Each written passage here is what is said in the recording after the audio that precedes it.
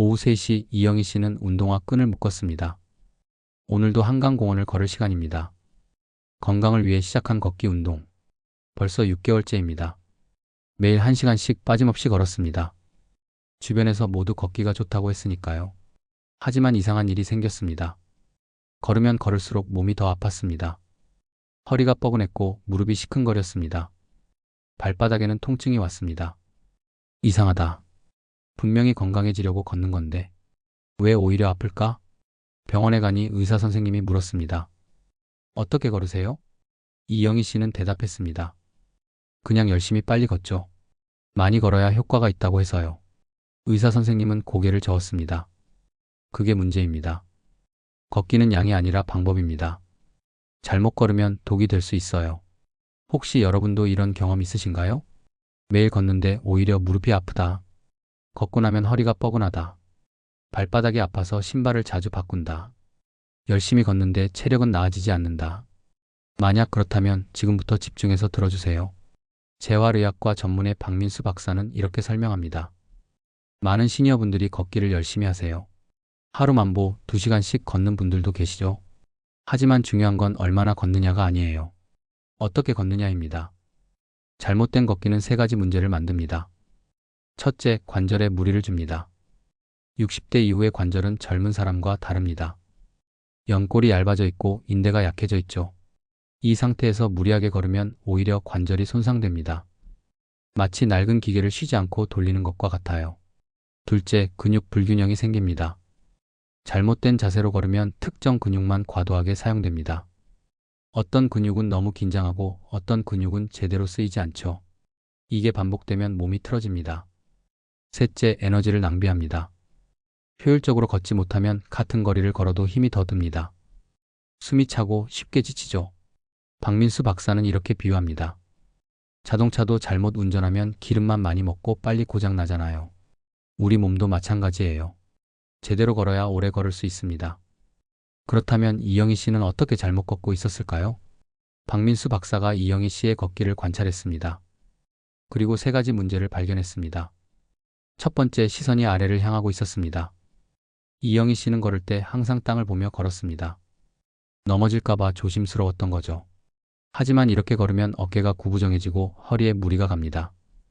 고개가 앞으로 나가면 목뼈에도 부담이 됩니다. 박사님, 그런데 땅을 안 보면 불안해요. 이영희 씨가 말했습니다. 박민수 박사는 고개를 끄덕였습니다.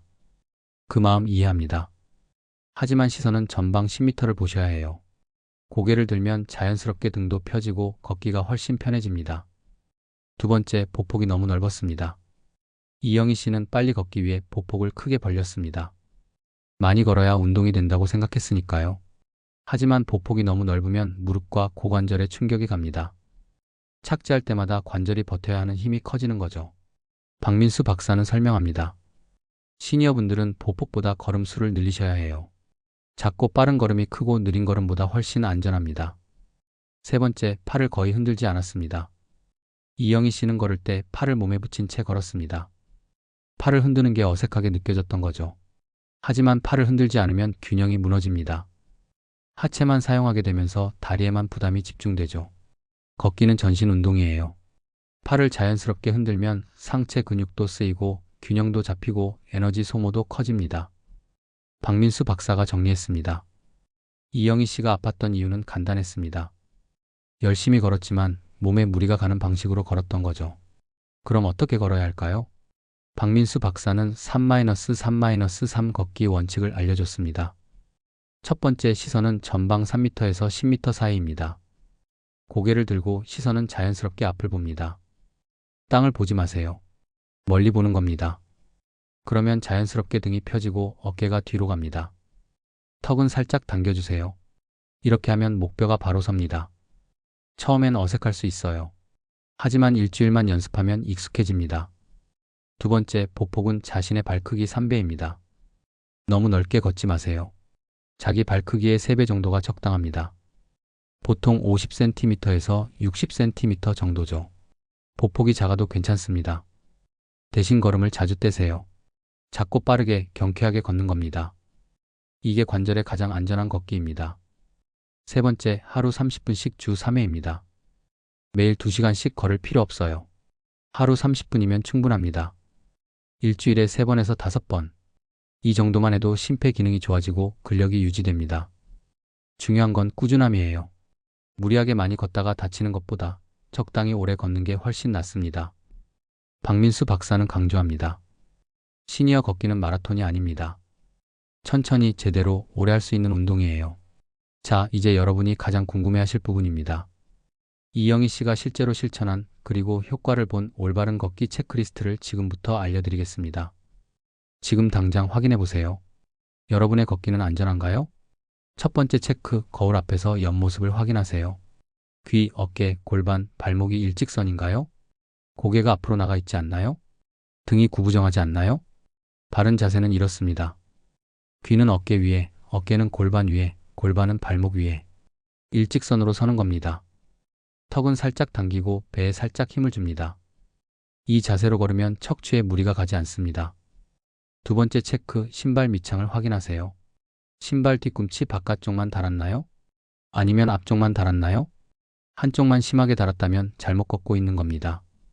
정상적인 걷기는 이렇습니다. 뒤꿈치 바깥쪽으로 착지하고 발바닥 전체로 체중을 옮기고 엄지발가락으로 밀어냅니다. 신발 밑창이 고르게 달아야 정상입니다. 만약 한쪽만 달았다면 보폭이나 자세를 점검해 보세요. 세 번째 체크, 걷고 난 후 통증이 있나요? 무릎이 아프다면 보폭이 너무 넓은 겁니다. 허리가 아프다면 자세가 구부정한 겁니다. 발바닥이 아프다면 신발이 안 맞거나 착지가 잘못된 겁니다. 걷기는 운동이지만 통증이 생기면 안 됩니다. 통증은 몸이 보내는 경고 신호예요. 무시하지 마시고 방법을 바꾸셔야 합니다. 박민수 박사는 조언합니다. 걷기 전후로 5분씩 스트레칭을 하세요. 특히 종아리와 허벅지, 엉덩이 근육을 풀어주면 부상을 예방할 수 있습니다. 그리고 한 가지 더 중요한 팁이 있습니다. 대화 걷기 원칙입니다. 걸으면서 옆 사람과 대화할 수 있어야 합니다. 숨이 너무 차서 말을 못한다면 너무 빠르게 걷는 겁니다. 시니어에게 맞는 걷기 속도는 분당 90보에서 100보입니다. 빠르지도 느리지도 않은 속도죠. 이 정도 속도로 30분 걸으면 충분한 운동 효과가 납니다. 첫 주는 어색했습니다. 시선을 들고 걸으니 자꾸 고개가 내려갔습니다. 보폭을 줄이니 답답하게 느껴졌습니다. 하지만 참고 계속했습니다. 2주차 뭔가 달라졌습니다. 허리가 덜 아프네. 걷고 나서도 허리가 뻐근하지 않았습니다. 이전에는 걷고 나면 항상 허리를 주물러야 했는데 그게 사라졌습니다. 3주차 더 놀라운 변화가 있었습니다. 무릎이 편해졌습니다. 계단을 오르내릴 때도 덜 아팠습니다. 이게 진짜 효과가 있는 건가? 한 달이 지나자 이영희 씨는 확신했습니다. 걷기가 즐거워진 겁니다. 이전에는 의무감으로 걸었다면 이제는 기분이 좋아서 걸었습니다. 몸이 가벼워지는 느낌이 들었습니다. 손으로 허리를 만져보니 근육이 단단해진 게 느껴졌습니다. 2달 후 남편이 먼저 알아챘습니다. 여보, 요즘 걸음걸이가 달라 보여. 예전보다 씩씩해졌어. 이영희 씨는 거울을 봤습니다. 확실히 달랐습니다. 어깨가 펴져 있었고 자세가 당당해 보였습니다. 3달 후 친구들이 물었습니다. 영희야, 너 요즘 뭐 해? 건강해 보이는데? 이영희 씨는 웃으며 대답했습니다.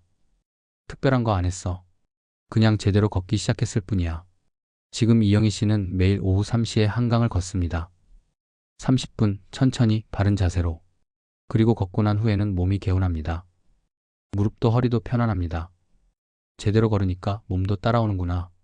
그는 이제 확신합니다. 많이 걷는 게 중요한 게 아니었습니다. 제대로 걷는 게 중요했던 겁니다.